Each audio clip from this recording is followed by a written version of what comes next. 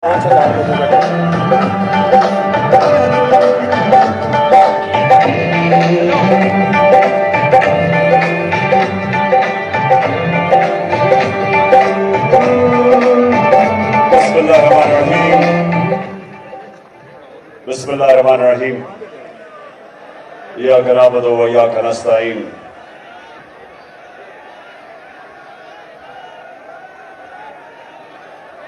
पिंडी के ओहदेदारों, आराम से बैठ जाओ। बड़ी जरूरी बात करनी है मैंने आपसे। आराम से बैठ जाओ।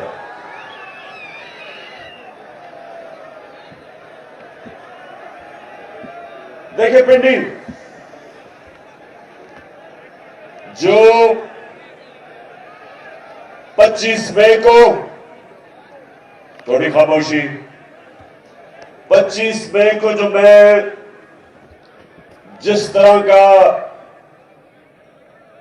अवाम का समुंदर पिंडी से आना था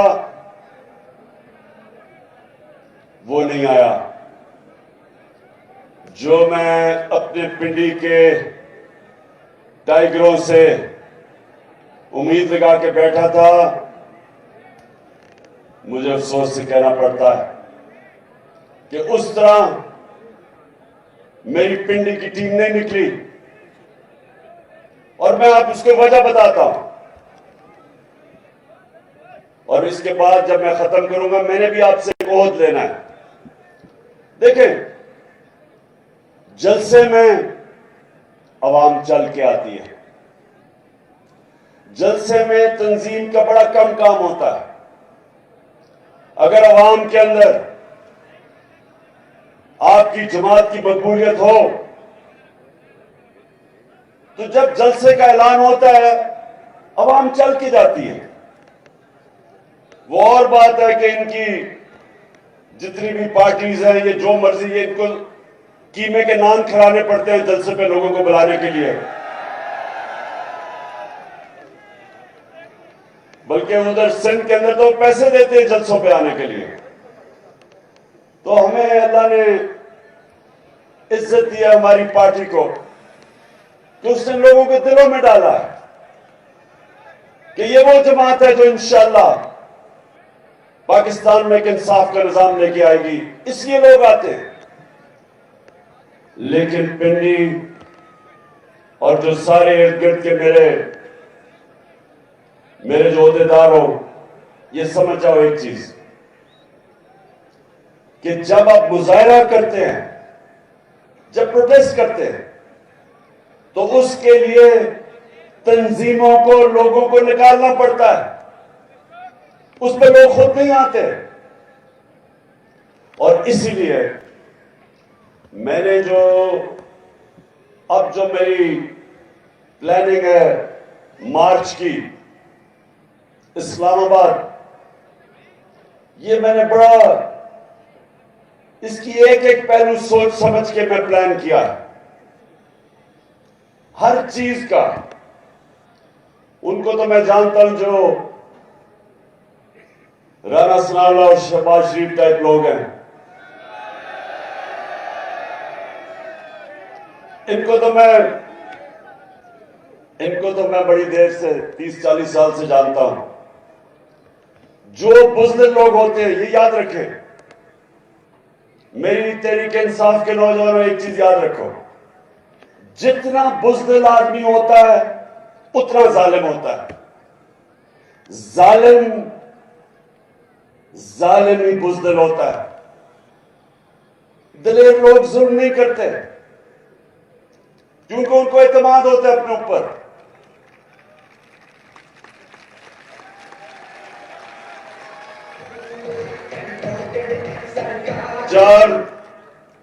चार दफा इन्होंने मेरे खिलाफ लॉन्ग मार्चेस की। मेरे 3.5 साल में 4 दफा इन्होंने लॉन्ग मार्च की। एक दफा मरियम बीबी ने कोशिश की, वो रास्ते में की खत्म हो गई जीटी रोड पे,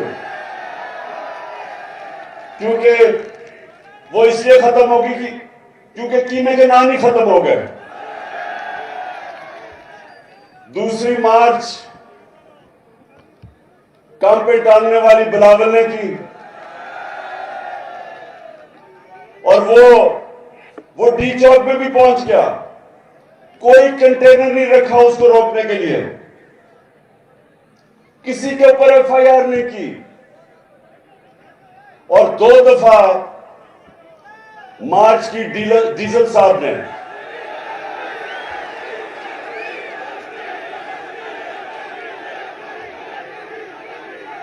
डीजल के परमिट पे पलने वाले ने 2 दफा मार्च की। पूछे, पुलिस है या पुलिस पिंडी की भी है, इस्लामाबाद की, पूछे, कोई हमने उनको रोकने की कोशिश की? बल्कि मैंने तो डीजल साहब को कहा कि अगर खाने पीने की जरूरत है हम वो पहुंचा देंगे आपके पास। क्योंकि पिंडी हमें किसी से खौफ नहीं, क्योंकि अवाम हमारे साथ है, हमें किसी से डर नहीं है। लेकिन इनको हमारे से डर है। जब भी मैं मार्च का नाम लेता हूं तो काम पे टांगनी शुरू हो जाती है।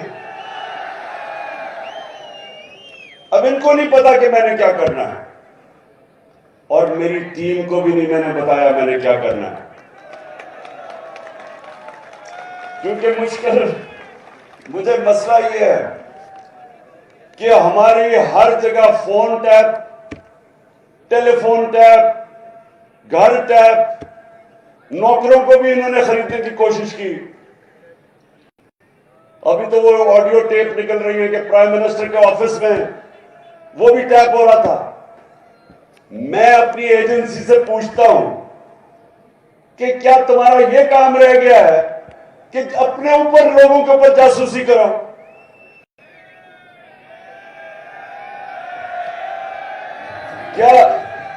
क्या आपका ये काम रह गया है कि जोड़ तोड़ करो कि किसको अब लेके आना और किसको गिराना है?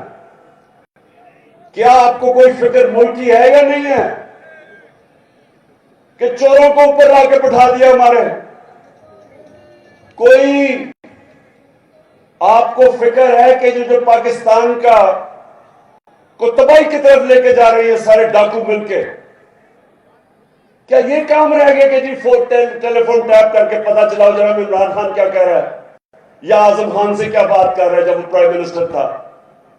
घर के फोन टैप कर रहे हैं, लोगों को डरा धमका रहे हैं, कभी इनको पकड़ लेते हैं सोशल मीडिया को, लोगों की जी तुमने ये क्या कह दिया, लोगों को टेलीफोन कर करके धमकियां देते हैं। मीडिया के ऊपर पूरा क्रैकडाउन किया हुआ है। मैं वो ह्यूमन राइट्स वाले लोगों से पूछता हूं कि किधर छुप गए हो आप? नजर नहीं आ रहा कि पाकिस्तान में आजादी राय का गला गूंगा जा रहा है?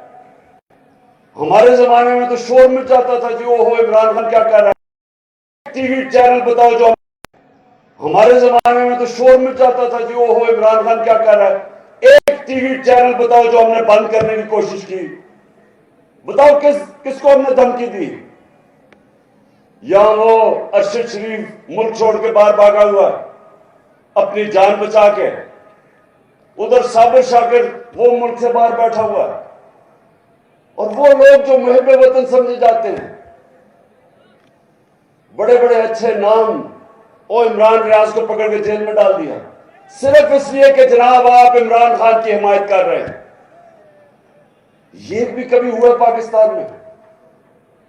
और सिर्फ ये कोशिश कर रहे हैं कि किसी तरह हम इन चोरों को मान जाएं जो 30 साल से मुल्क को लूट रहे हैं। ये चाह रहे हैं कि हमें डरा धमका के किसी तरह इनको कबूल करवा लें। ये सुन लो, ये जो भी ये कोशिश कर रहे हो, ये चोरों डाकू और इनके हैंडलर, सुन लो, ये कौम नहीं तुम्हारी बात सुनने लगी, जो इनके साथ लगेगा। जो भी कुछ कहे तो कोई तो मान लेंगे हम कोई गुलाम तो नहीं, हम कोई गुलाम तो नहीं। मैं ये फिर से हैंडलर्स को बता रहा हूं कि जितनी मर्जी आप कोशिश कर लें, आप अपने आप को बदनाम करेंगे। कौम नहीं जाने लगी इन डाकुओं के साथ। कौम इनका मुकाबला करेगी और इंशाल्लाह ये जो कप्तान का प्लान बना हुआ है मार्च का,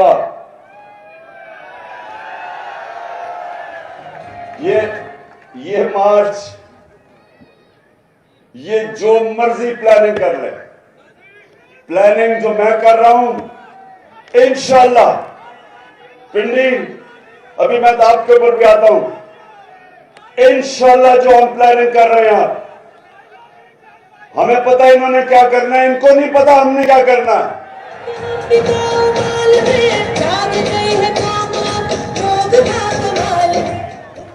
अब अच्छा पिंडी में अभी तो आपको जो आज मैंने आप सबको अहदेदारों को इकट्ठा किया है, मैंने भी आपकी ड्यूटीज लगानी है। उससे पहले आपने देखा होगा कि पहले जो इस मुल्क का बड़ा फ्रॉड,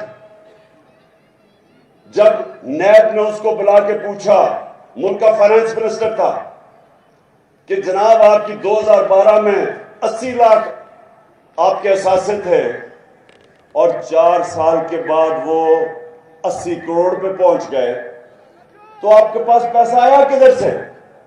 जब ये सवाल पूछा, उसने प्राइम मिनिस्टर के जहाज में बैठ के तो मुल्क से बाहर भाग गया। अच्छा, ये कमाल चीज ये है पिंडी, जरा ये सुने में, कमाल चीज ये है कि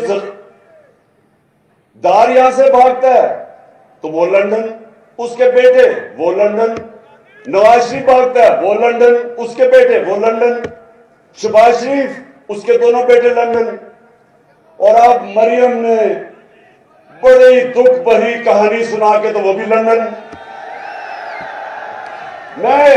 मुझे जरा ये बताएं पिंडी में, शायद मुझे इस चीज की समझ नहीं आ रही, क्या इनकी कोई बरतानिया की मलिका से कोई रिश्तेदारी तो नहीं? मैं तो समझा था ये ग्वाल मंडी में पैदा हुए हैं, लगता है कि ये लंदन में सारी फैमिली पैदा हुई है।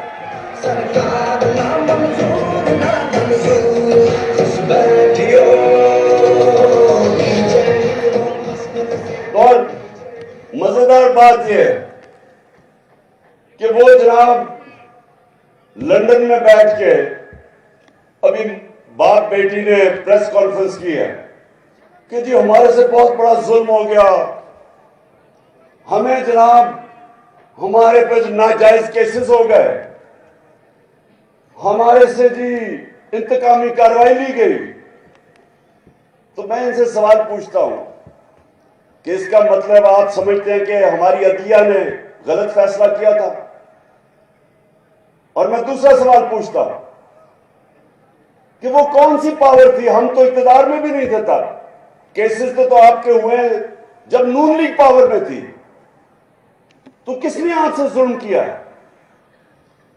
क्या ये आप पाकिस्तान की अदलिया के ऊपर इशारा कर रहे हैं या पाकिस्तानी एस्टेब्लिशमेंट पे कर रहे हैं? हम तो पावर में नहीं थे, तो दोनों बाप बेटी बैठ के रोना धोना कर रहे हैं। एक सवाल का जवाब दे दें आप दोनों कि ये जो अरबों रुपए के 4 महलात हैं लंदन के अंदर, एक सवाल का ये कौम जवाब मांग रही है 6 साल से, को पैसा किधर से आया है खरीदने के लिए? मान तो गए हैं कि हमारे हैं, तो जब आपके 4 महंगे तरीन लंदन के इलाके में 4 महलात हैं, तो ये आज तक जवाब क्यों नहीं दे सके कि पैसा किधर से आया? मेरे पे उन्होंने केस किया कि इमरान खान का लंदन में फ्लैट था, मुझे अदालत लेके गए, 10 महीने अदालत में जो इन्होंने मेरे से सवाल पूछा मैंने बताया। मैं तो कोई मुल्क का पब्लिक ऑफिस होल्डर नहीं था, ना मैं एमएनए था, ना वजीर था, ना वजीर आजम। तो मेरे से जो सवाल पूछे, मैं तो क्रिकेट खेलता था, सबको पता था। जब मैंने वो फ्लैट खरीदा, मैं तो काउंटी क्रिकेट खेलता था बरतानिया में। उसके बावजूद एक एक जवाब दिया मैंने अदालत में कि किधर से मेरे पास पैसा है, खरीदा कब, बेचा कब, पाकिस्तान पैसा बैंकों के जरिए लेके आया। अगर क्रिकेटर जवाब दे सकता था तो नवाज शरीफ तो मुल्क का 3 दफा प्राइम मिनिस्टर था, ये क्यों नहीं जवाब दे सकता?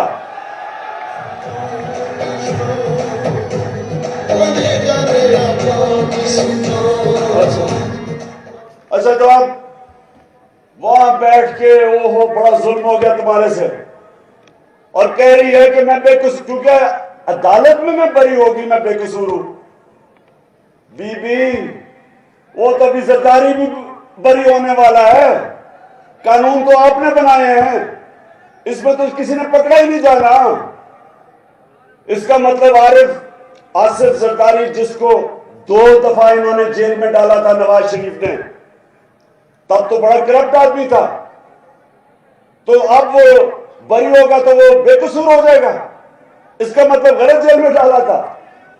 बरी होना पाकिस्तान में, सुन लो पिंडी, और इसलिए मैं आपको मार्च की तैयारी क्यों करवा रहा हूं।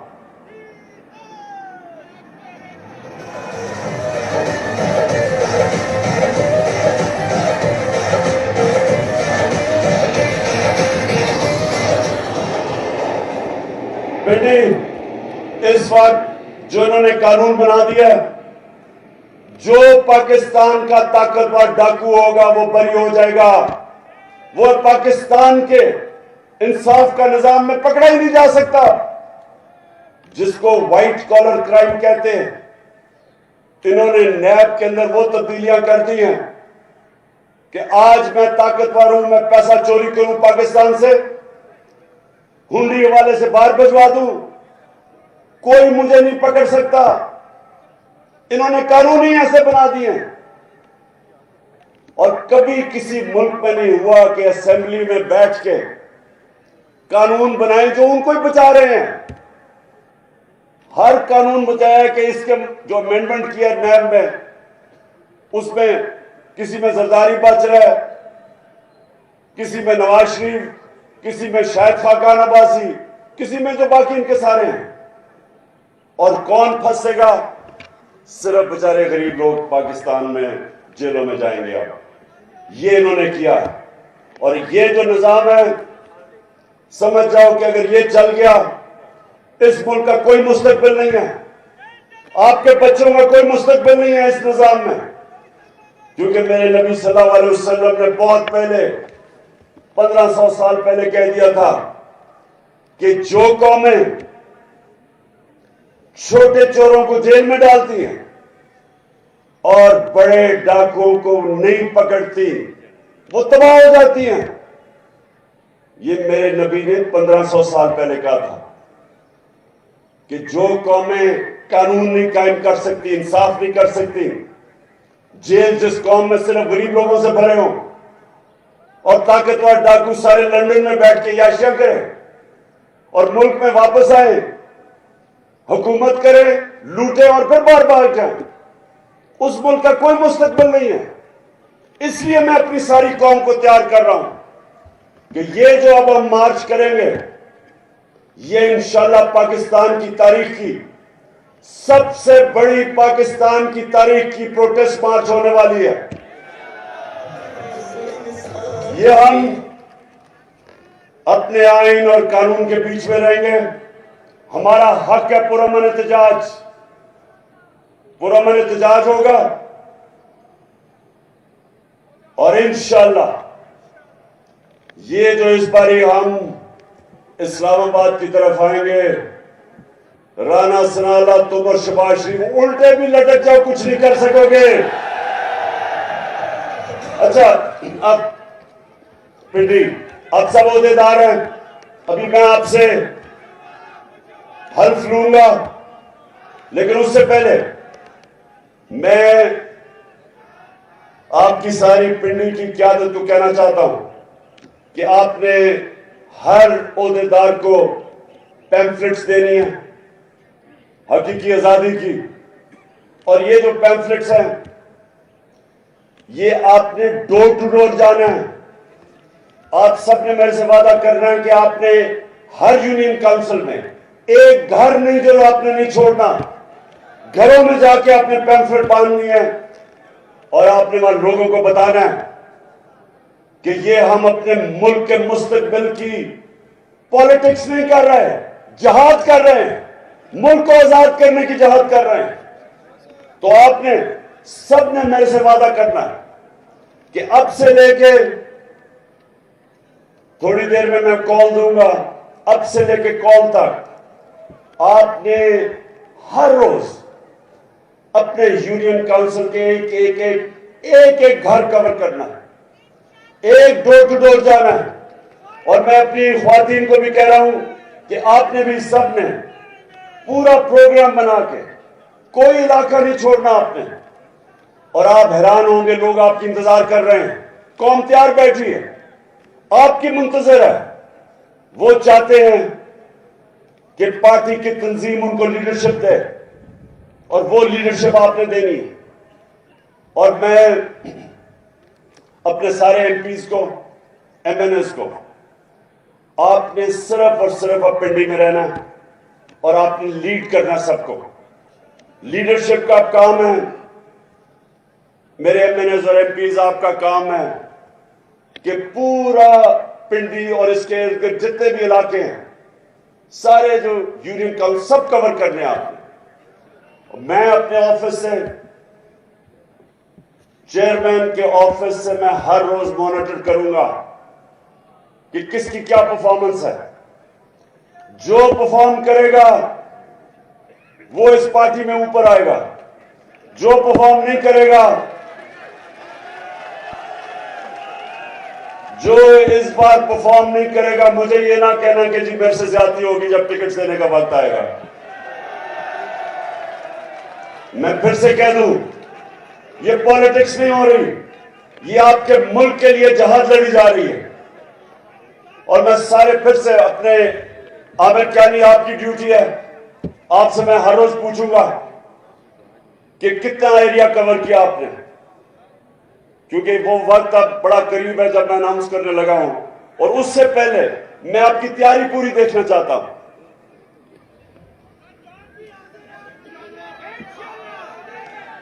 अभी तक मुझे इंशाल्लाह आपकी जानों की जरूरत नहीं पड़ेगी, आपकी मेहनत की जरूरत पड़ेगी, सबने मेहनत करनी है। और सर अब हम एक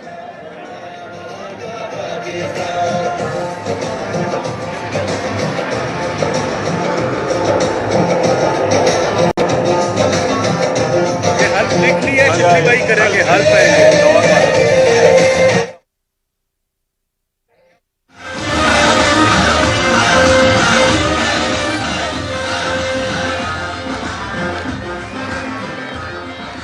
अच्छा जी, आप सारे खड़े हो जाए, क्योंकि अब एक पहले आपने हल्फ लिया था तंजीम का, अब आप मेरे साथ हल्फ ले रहे हैं जो हम अब जहाज लड़ने जा रहे हैं। शिबली जी सर, हाथ ऊपर। मैं